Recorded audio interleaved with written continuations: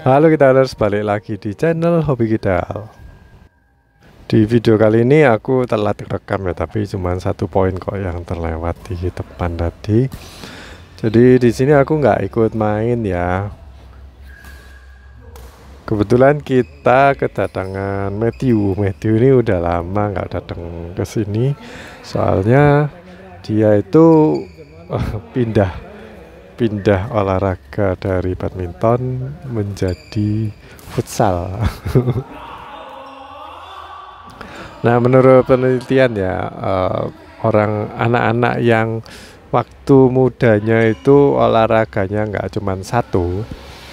Jadi kita itu kadang sama orang tua, misalkan papanya dulu pemain badminton terus anaknya disuruh belajar badminton. Jadi cuman diajarin main badminton terus, walaupun anaknya mungkin suka ya, tapi kalau ini badminton terus waktu masih muda itu katanya, ini menurut penelitian ya, dulu ada penelitian sekitar 15 tahun lalu, ada anak-anak yang didata itu pokoknya disuruh olahraga satu aja, yang grup lainnya diajarin atau ya dibolehkan ikut olahraga macam-macam gitu. Dan ternyata setelah mereka dewasa, yang olahraganya macam-macam itu lebih tahan atau lebih nggak rentan cedera. Nah itu salah satu keunggulan dari macam-macam olahraga yang kita jalani atau tekunin sewaktu masih muda. Aku dulu waktu masih muda olahraganya juga nggak badminton aja, ada renang. Soalnya dulu ditakut-takutin kalau nggak belajar renang nanti kalau banjir kelelep loh. Sebenarnya bukan karena itu sih aku belajar renang ya, tapi karena pernah dicemplungin sama om-om temennya papaku, diangkat terus dilempar ke kolam renang, dan itu dalam juga. Jadi pas aku gak bisa renang terus merasa terpacu kepingin bisa renang biar gak kelelep. Memang ini ya ada gunanya ternyata dicemplungin orang gitu. Terus ada olahraga lainnya, mungkin ada basket, sepak bola, dan mungkin sepatu roda, itu termasuk olahraga juga. Yang pasti bukan catur sih. Kalau olahraga catur kan nggak gerak ya. Nah, selain itu ya, selain nggak rentan cedera, banyak sih waktu masih muda itu, kalau kita banyak olahraga, pokoknya ngikutin olahraga lah, yang jadi nggak cuman mager. Kan kebanyakan anak-anak sekarang itu olahraganya e-sport atau main HP, jadi nggak gerak ya. Walaupun e-sport itu sebenarnya juga perlu digerakin sih, tubuh itu perlu digerakin biar memacu refleks otak, itu pengaruh sih. Jadi ini kayak timbal balik. Soalnya orang yang kena stroke itu biasanya ngelatihnya bukan cuma otak aja, tapi kan otaknya yang kena, tapi yang dilatih bukan otak atau disetrum gitu, enggak, tapi tangannya digerak-gerakin, nanti otaknya juga ya nanti diharapkan bisa ini sih, neuronnya nyambung kembali seperti jadi normal gitu. Tapi itu kayak timbal balik, enggak cuman dikasih respon dari ini, stimulus dari otaknya, tapi juga dari gerakan-gerakan tubuh juga. Terus ini sih, kalau waktu anak-anak sering ikut olahraga, apalagi olahraganya grup-grupan kayak gini ya, badminton, terus pokoknya nggak individu lah, itu biasanya perkembangan sosialnya juga bagus, terus cara kita itu kerjasama sama teman-teman lain tuh juga bagus. Dan kalau beberapa ini ya, psikolog gitu, mereka itu kalau punya muridnya itu malah disuruh main kayak bentengan gitu, terus nanti dinilai walaupun udah dewasa, terus dinilai, oh anak ini karakternya gimana, terus oh anak itu terhadap rekan setimnya itu gimana cara responnya, terus cara kerjasamanya itu. Jadi semua itu bisa diamatin. Dan waktu kecil kalau sering main kayak bentengan, ya mungkin anak zaman sekarang nggak tahu ya apa itu bentengan, atau mungkin gobang sodor. Nah itu kan memacu sportivitas ya. Jadi itu penting sih menurutku. Nah waktu kita kecil, kalau kita training badmintonnya itu lumayan intens, terus banyak ikut klub juga. Itu kita dilatih untuk kerjasama sama orang lain, apalagi kalau satu grup itu isinya satu klub ya, isinya itu ada orang yang tua, om-om, terus ada yang masih muda, terus ya waktu kita masih muda ada kakak-kakak kelas juga. Itu kita jadi lebih budayanya itu kayak lebih tua harus lebih respect, terus juga belajar dari kakak-kakak kelas gitu. Dan itu kebawa dari semangat untuk main ya. Aku lihat anak-anak zaman sekarang sih, bukan di grup ini juga, ada di lapangan-lapangan sebelah. Itu kalau kiranya nggak suka hati sama ini partnernya atau bolonya, terus kayak aras-arasan atau nggak niat main. Nah itu waktu kecil mungkin nggak dididik bener ya, jadi nilai sportivitasnya itu kurang, terus semangat juangnya kurang, waktu main juga nggak niat. Aku sendiri ya, kita kan mainnya memang santai ya, bukan mau cari uang atau cari juara gitu. Tapi walaupun santai, kita itu mainnya juga harusnya niat. Kadang-kadang kalau aku kemarin partneran sama Erik, terus Kio aku suruh partneran sama Matthew biar sama-sama belajar, aku pikir gitu. Tapi mereka jadi kayak dari awal kayak udah keder gitu. Wah nggak imbang, wah nggak enak kayak partneran sama Matthew atau sama Kio gitu.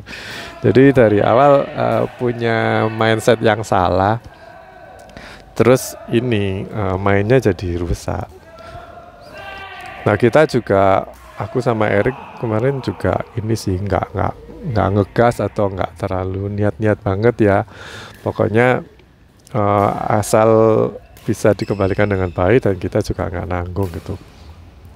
Kemarin sempat sampai 10-1 sih di awal-awal game, terus baru kita kayak longgarin gitu. Jadi cuman yang mestinya bolanya enak disemes-semes atau ditaruh-taruh lebih kenceng, kita balikin lob kayak gitu-gitu ya.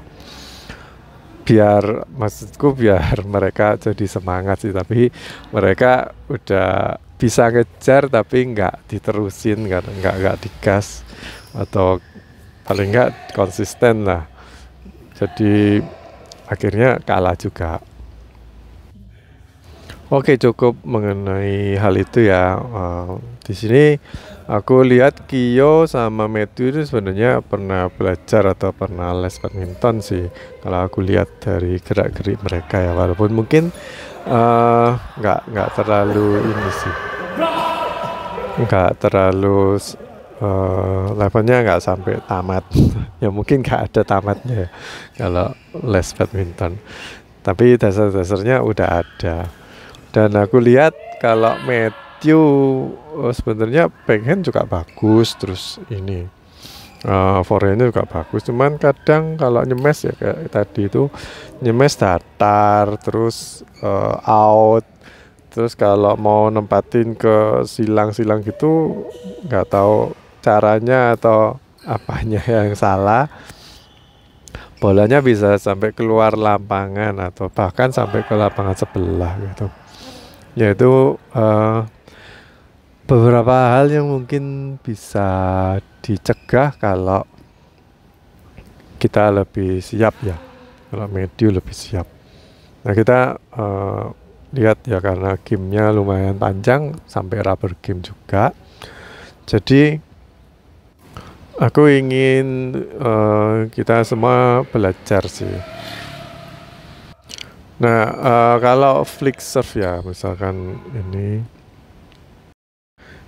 Gio waktu di flick surf sama Mas Arya, biasanya flick surf itu nempatinya ke daerah backhandnya lawan, jadi ke daerah backhandnya Gio.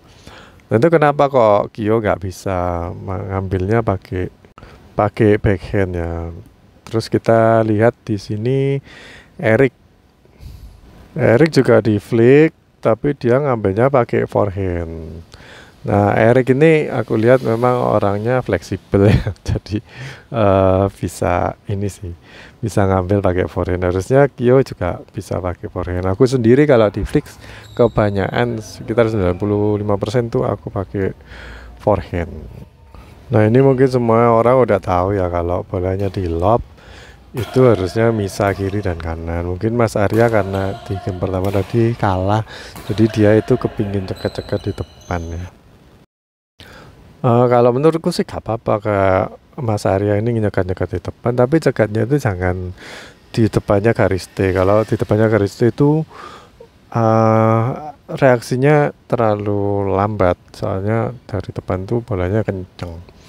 Dan juga kaki kanannya Mas Arya itu nggak dibawa ke kiri, harusnya diputer ya. Jadi nggak cuman kakinya statis, terus cuman pinggangnya aja yang di miringin buat nerima. Kalau tadi badannya Mas Arya pindah, kaki kanannya ke kanan, mungkin masih bisa ambil, tapi still tetap harus di belakangnya garis T berdirinya biar reaksinya lebih cepat. Ini aku gak tahu kenapa kok Gio itu menurutku gagal ya mengembalikan dengan baik, karena di sini dia itu harusnya udah mukul sih, bolanya itu udah balik, tapi dia itu nunggu sampai bawah baru dia mukul. Mungkin karena ini ya, pikirnya ternyata masuk gitu. Kalaupun udah masuk ya telat toh, jadi terlambat, itu sebaiknya ngasih ke silang, jangan kasih ke lurus, silang dan agak datar, jadi ngambilnya langsung lebih bawah sekalian gitu. Nah, ini kebanyakan teman-teman tuh lupa kalau ada bola yang dikasih ke daerah kamar yang ditempati Mas Arya. Harusnya Kyo itu jaganya lebih ke daerah kolomnya yang double yang sebelah kanan gitu. Ini dia kan kurang kanan jaganya. Sebenarnya bukan salahnya Kyo juga, karena Erik yang salah nempatin ke sana. Kemarin aku juga main tuh sama partnerku, juga sering ngasih bola-bola yang menurutku nggak umum gitu, jadi ditaruh ke daerah yang pojokan-pojokan yang lawannya udah ada di situ. Jadi PR sih buat aku juga. Jadi aku inget lagi teknik ini ya. Jadi teknik nempatin kaki harus di mana, terus kita harus berdirinya di mana. Teori gampangnya, kalau ada bola di lurusan kita, ditempatin ke lurusan kita, lawan tuh kan ngambil, kita harus jaga lurusannya. Kalau lawannya mepet bolanya sama teman kita itu dikasih ke pojokan lapangan di belakang ya, kita itu harus jaga di hampir keluar lapangan malah, jadi harus lurus juga ke sana. Apalagi kalau bolanya nanggung, terus smashnya ini lawan tuh keras, jadi harus siap-siap. Oke, ini satu kasus lagi ya. Jadi ketika di sini, di titik ini kakinya Matthew itu harusnya kaki kiri udah langsung ke kiri, jangan terlalu statis. Jangan nunggu Mas Arya itu maju baru Matthew gerak, itu udah telat. Begitu lihat ada gerakan dikit aja dari Mas Arya, harusnya Matthew itu langsung gerak ke belakang, jadi bisa nyemes lebih keras dan lebih tajam. Nah, ini aku gak tahu kenapa kok Matthew ini sering terjadi kayak gini. Jadi naruhnya itu sering out, padahal cuman disentuh aja, nggak. Ini mungkin ini ya, gripnya Matthew itu terlalu digenggam erat gitu. Jadi main badminton tuh harusnya gripping, megang raketnya itu nggak boleh kaku, harus relax, dan bahkan ada kayak rongga di antara palm atau telapak tangan sama raket tuh ada rongga kayak segitiga gitu. Itu buat bantu kita generate power dan ngelatih ini sih, kayak halus-halus gitu. Ya setidaknya servisnya Matthew lumayan bagus sih. Kenapa aku kok bilang lumayan? Karena kemarin aku partner sama Matthew, lawannya Mas Arya sih. Jadi kalau setiap kali Matthew servis ke Mas Arya terus ditaruh ke ini di titik kiri kanan yang diantaranya aku sama Matthew. Terus Matthew nggak mau ambil, jadi solusinya buat aku kemarin, setiap kali Matthew servis ke Mas Arya, aku jaganya di belakang. Itu mestinya kan ini jarak pemain yang servis sama yang belakang itu sekitar 1 raket gitu. Nah kemarin karena sering digituin, terus kita banyak mati, jadi aku pepet Matthew, aku deket sama Matthew. Ketika dia servis, kan habis servis dia itu diam aja, ditaruh di tengah-tengah, jadi aku yang ngambil. Jadi aku kayak berdirinya pemain single di belakangnya garis T, tapi nggak terlalu belakang banget. Ini lagi-lagi seperti itu. Matthew gak seperti itu ya. Ini mungkin bisa aja karena bolanya, kemarin aku lihat bolanya kalau udah agak lama ini telat atau kayak turunnya itu telat. Tapi harusnya cepet sih kalau kita 1 kali 2 kali error itu harusnya cepet belajarnya. Ya kita belajar, soalnya kalau atlet kan minta ganti shuttlecock, kita kan enggak.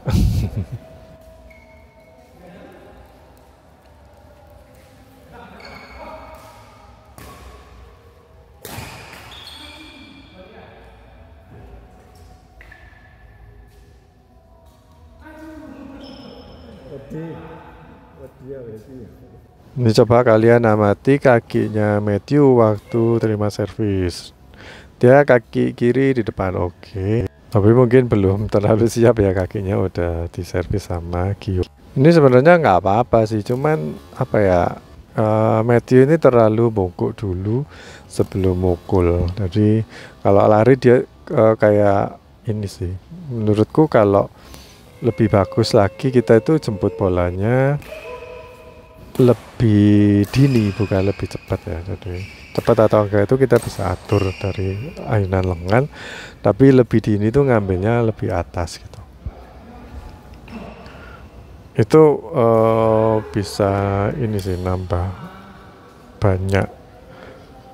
banyak hal positif kalau kita itu ngambilnya lebih tinggi, terus lebih dini. Itu maksudnya juga ya harus lebih cepat juga sih langkahnya. Kalian lihat di sini Matthew itu habis mukul di daerah backhandnya, terus nggak langsung nempatin ke tengah, padahal Mas Arya itu udah maju. Ya tapi poin sih nggak apa-apa. Jadi maksudku kalau sebelum mukul harusnya udah kayak ancang-ancang balik ke posisi tengah gitu. Jadi kalau ditempatin ke kanan bisa lebih cepat. Nah ini mungkin kebiasaan yang nggak biasa ya.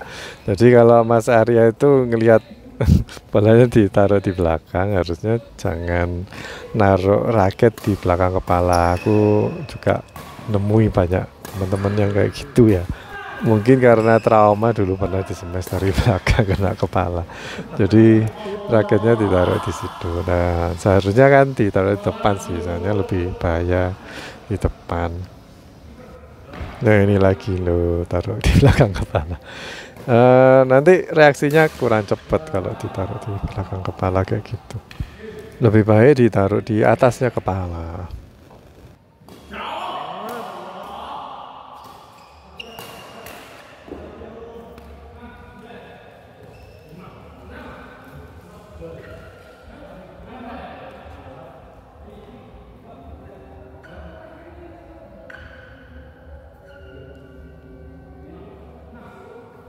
Ini aku juga amati Matthew itu kalau buang bola yang lob itu selalu ke tengah-tengah lapangan atau enggak ini.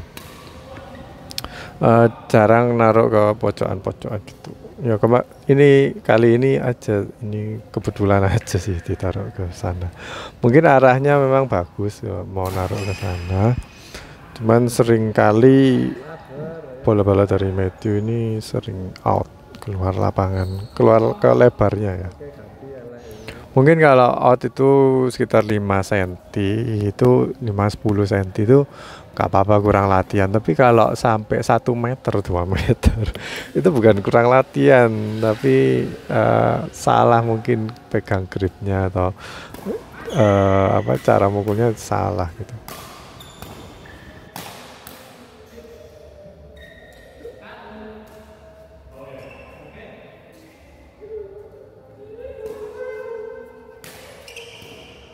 Nah ini nanggung ya dari Matthew. Kalau udah kepepet gitu, lob yang sekeras mungkin.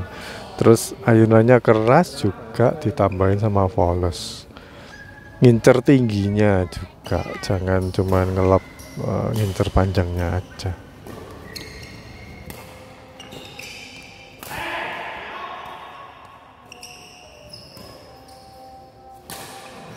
Ini bolanya diterima sama Erik. Sebenarnya kesalahan dari Mas Arya sih. Jadi dia itu ngasih ke net kan.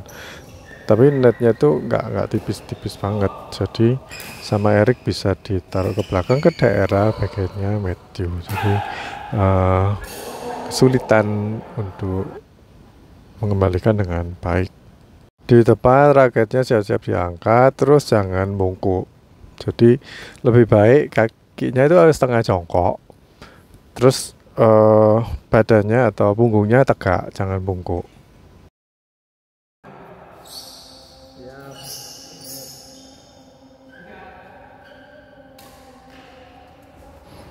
Nah kalau kepepet ya harusnya memang pakai backhand, terus ngambilnya agak bawah. Susah sih itu, cuman ya kalau nggak mau belajar ya relakan aja, mau 1 poin kok. Jadi next kalau di servis lagi kita cari cara atau lebih jemput bola. Jadi kalau buat mentality ya, kalian kalau kehilangan 1 bola mungkin karena dipinteri oleh lawan atau mungkin ditipu, ada trick shot tertentu yang bikin kalian tuh kayak goblok banget aku ya, kok ditipu kayak gitu, kok kena gitu. Itu nggak usah mikir kayak gitu, jadi langsung aku kena tipu nih gitu. Next kalau aku di servis lagi atau mungkin aku dapat bola lagi, aku akan tipu balik kalau bisa. Kalau nggak bisa ya coba serang yang baru nipu. Tujuannya apa? Tujuannya biar dia itu teman kita yang baru nipu kita, yang berhasil nipu kita itu jadi mikir 2 kali buat nipu kita lagi. Mereka bakal mikir mungkin mereka mikir, anak itu kalau ditipu sekali balasnya kok jahat ya, aku disemes kena kepala gitu. Jadi membatasi mereka berbuat kayak gitu lagi. Ya semoga. Tapi ada juga sih teman-teman yang bandel ya. Jadi kalau udah kita bales tapi tetap berbuat terus gitu, ya gak apa-apa, kita main ini aja, nggak usah main harus aku kok dipinteri, aku harus lebih pinter, nggak usah ya. Kita tahu batasan diri kita sendiri ya. Kalau kita nggak bisa minteri lawan ya nggak usah sok-sokan minteri, cukup main dengan lebih hati-hati dan yang penting masuk dulu lah. Ini udah beberapa kali ya Matthew itu kalau Nyumes mungkin sasarannya di kolomnya double tuh ya. Tapi dia kurang presisi untuk ininya. Bisa aja mungkin tadi aku bilang grip itu, kita megang grip itu kan harusnya relax, tapi waktu titik pukul kita itu harus digenggam lebih kencang sih, lebih erat, jangan relax terus. Terutama untuk ini ya, voles tuh gerakannya kan nggak cuman turun naik gitu aja, tapi kan bisa agak rotasi atau diputer, namanya itu pronasi, atau kalau kebalikannya itu namanya supinasi. Itu kan ada dikit-dikit pronasinya ya, kalau kita itu kayak mainin raket ke bawah gitu, mainin voles gitu, itu kan ada kayak gerakan pronasinya. Nah itu jangan sampai gerakan pronasinya itu menang, kalian harus lebih konsentrasi biar pronasinya itu nggak keluar, tapi cuman lurus ke, ditekuk ke bawah aja volesnya. Ya memang kayak agak PR ya, atau mungkin agak berat sih kalau nggak latihan, tapi itu harus diingat-ingat sih. Kalau voles nggak sekedar voles kita mainin gitu aja, tapi kadang kalau mau bolanya lurus itu kita harus tahan biar nggak muter. Voles kita itu sekalian turun sama muter nanti arahnya miring, jadi harus ditahan, harus lurus sama turun gitu. Nah ini aku tadi kan bilang, aku tulis ya bukan bilang, tadi aku tulis kalau Medi itu ngambilnya kalau di belakang tuh agak telat, tapi Mas Arya juga melakukan hal yang sama, tapi dia kan sering pakai raket beban, jadi tangannya sama volesnya kuat. Ya kalau kita nggak punya otot yang seperti itu, kita harus merubah cara kita main atau cara kita mukul bola itu dirubah. Kalau aku sih lebih senengan kalau kita itu mukulnya yang lebih efektif ya. Jadi kalau bisa pakai tenaga sedikit mungkin, seminim mungkin, tapi hasilnya bisa sekeras mungkin. Nah itu gimana caranya? Kita harus cari cara-cara tertentu, mungkin titik pukulnya dirubah sedikit, lebih tinggi waktu ngambil, atau mungkin ditunggu lebih lama. Kadang-kadang ya kalau kita itu kepingin nyemes, smashnya nggak bisa keras. Kenapa? Karena kita ngambilnya terlalu dini, terlalu cepat, sedangkan kepala raketnya itu mungkin shuttlecocknya kenanya itu di ujung, tetap di senar tapi kenanya di ujungnya raket, jadi nggak terlalu keras pukulan smashnya kita, tapi kalau di tengah-tengah bisa lebih keras. Jadi itu sih tips-tips yang ringan atau soft tips buat kalian main badminton. Kita kan mainnya mau nyantai ya, tapi kalau nyantai terus tapi itu efektif atau enggak, bisa hasilin poin atau enggak. Nyantai tapi kayak ogah-ogahan, nggak niat, atau mungkin terlalu banyak guyon. Kayak Gio tadi kan servis melalui selangkangan gitu ya. Kalau berhasil dan bagus servisnya ya gak apa-apa, tapi kalau mati atau kecantol raketnya ngenai kakinya sendiri, nah itu kan ya malu sih, atau melakukan hal yang gak perlu menurutku. Tetap mainnya santai guys, tapi yang niat ya. Oke guys, sampai gitu aja video kali ini, semoga bermanfaat. Sampai jumpa tahun depan. Oke, bye bye.